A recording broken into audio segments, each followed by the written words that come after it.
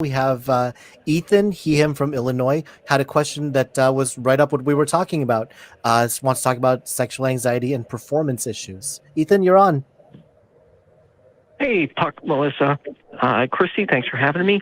So Howdy. I am wondering how I could better get over my sexual anxiety. I was in a really long relationship that didn't go well, and I essentially went like 8 years without sex, which shattered my confidence, so that whenever I am newly intimate with someone, I get super overwhelmed and I can't perform, if you catch my meaning. And I am trying to experiment more and have more fun. Like this past weekend, I went to a swingers event, but I found myself again in a situation where I was overwhelmed and unable to perform due to anxiety.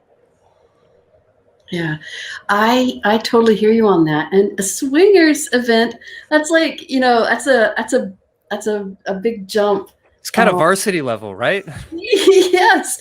I was trying to just throw myself into the fire. Oh, I see. Yeah. Well, one of the things I love about sex therapy is that, I think most of us learned how to approach sex just however we learned. And sex therapy helps us to have sexual intimacy more intentionally. So a part of how we have more intentional sex is to kind of slow things down. Take time to what I call body map, which is to figure out where on each other's body things feel good or don't feel good, what kind of pressure, what kind of touch. And when we take our time, especially if we can add some sensate focus, I don't even like using the word, but mostly non-demand sexual intimacy, where we just enjoy the pleasure of our partner without expectation of orgasm or intercourse, then we start to learn really new and different things about ourselves, our own sexuality, our partner's sexuality, and it becomes, I think, more endearing. That's my idea. Okay.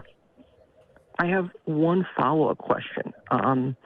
Any way to curb intrusive sex negative thoughts? Because Yes. I come from it's a whole, what I'm doing right now is a shame and I shouldn't be doing it, all the Christian stuff. Yes. Good question. Yeah, please. Okay. So I have a couple of things that I like to use. One of them is a 5-4-3-2-1 grounding method, and it's really simple, but you can actually do it before sex and during sex, which is what I love about it. And the other thing I like to do is, I think it's Dr. Dan Siegel, maybe it was his brother, I don't know, but they came up with an idea of labeling our thoughts for meditation. So if you're sitting there thinking thoughts and I don't know if you meditate or have much understanding with it, but when we're focusing on eating dinner and all we can think about is, starving people in Africa, our job is to intentionally bring our thought back to the meal that we're eating so we can be present. And what they came up with was labeling our thoughts as either helpful or unhelpful, old or new. I'm sure there's some really great labels you could come up with. I haven't yet, but they could be fun. This is the giraffe statement. I don't know. But the idea is that when you label a thought, maybe you're going to a place of shame, you could call it, that's a shame thought, and bring your attention immediately back to the place that's in the present where you want to be. That takes work and it takes time. But it will help, I think, the most with intrusive thoughts. The other thing is exploring those intrusive thoughts in therapy can be really helpful because we can kind of get a better understanding of how those intrusive thoughts are kind of hijacking your relaxation response. Right. And yeah, if that helps. Okay. Yes, it does. Thank you so much. And if you like, I can explain how the 5-4-3-2-1 works in sexual intimacy. Would that be helpful? Please, I'm kind of curious too. So Yeah. All right. So the grounding exercise, there's a million grounding exercises, and There's a million ways to relax our physiological response to stress and anxieties. But what I like about the 54321 is that it the way it goes is you name 5 things you can see, 4 things you can hear, 3 things you can feel, 2 things you can smell, 1 thing that you can taste. And you can say these out loud, or you can say them to yourself internally. And what this does is it helps us get in our body in the moment. So we're able to be right here, not anxiously, apprehensively in the future, not ruminating about the past, not catastrophizing, right? We're right here, just paying attention to what's going on. So the way we do this in sex, if we find ourselves in our head thinking about this anxiety or that anxiety, we're not in our body. We can't connect with our pleasure or our partner's pleasure when we're in our head too much. So you want to use those same 5, 4, 3, 2, 1. So 5 things I'm seeing right now with my partner: their lovely hair, their beautiful eyes, their skin, their this bed, whatever it is. And then you go through. Maybe you're smelling the perfume or smelling that person's skin. And when you focus on the senses, it helps you stay in the moment.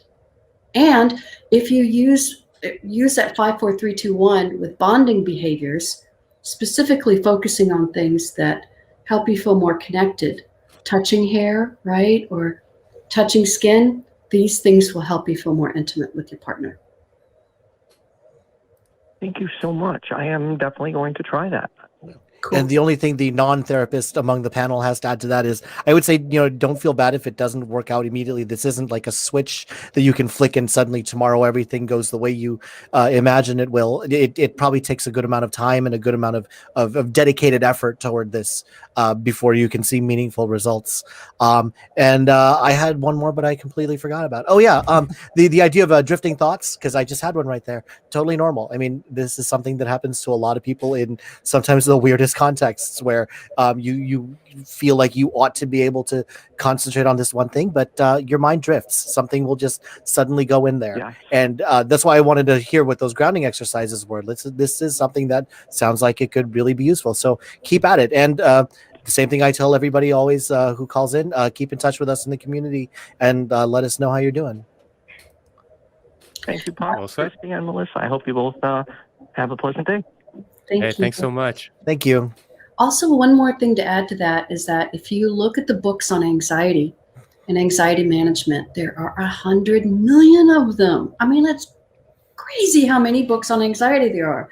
And most of those books can apply to managing anxiety with our sexuality. So the trick with regular anxiety out there, generalized or phobias or social anxiety, really the trick is to find ways to relax your physiological response to stress and to manage your intrusive thoughts that feel right to you. So, for some people, they love exercise.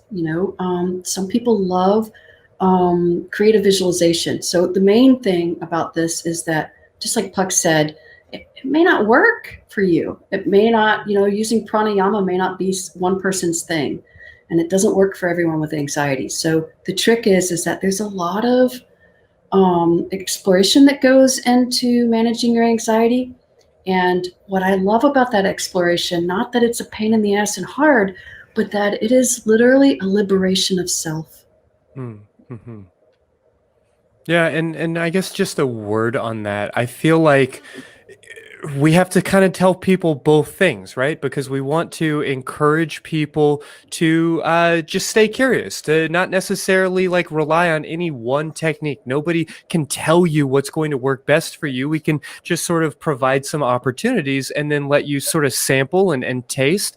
But I guess I also want to really stress to people that your anxiety is something of a distortion of your body's like natural needs and reflexes. And that in order to really benefit from some of these things, you're going to need to maybe sample them more than once. And I know that can be kind of a shitty situation to put you in, to tell you like, well, if it doesn't work, just try something else, while also telling people, well, you have to be willing to stick with it. But unfortunately, there is a little bit of balance to be found between those two ideas. Do you have any advice for how to maybe navigate that duality? Yeah, I do actually.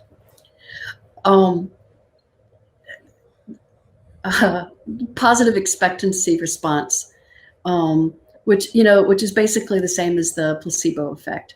And when working with anxiety and clients with anxiety, it's really the therapist's job to immediately show that results can happen, because anxiety is really a pervasive problem with uncertainty, right?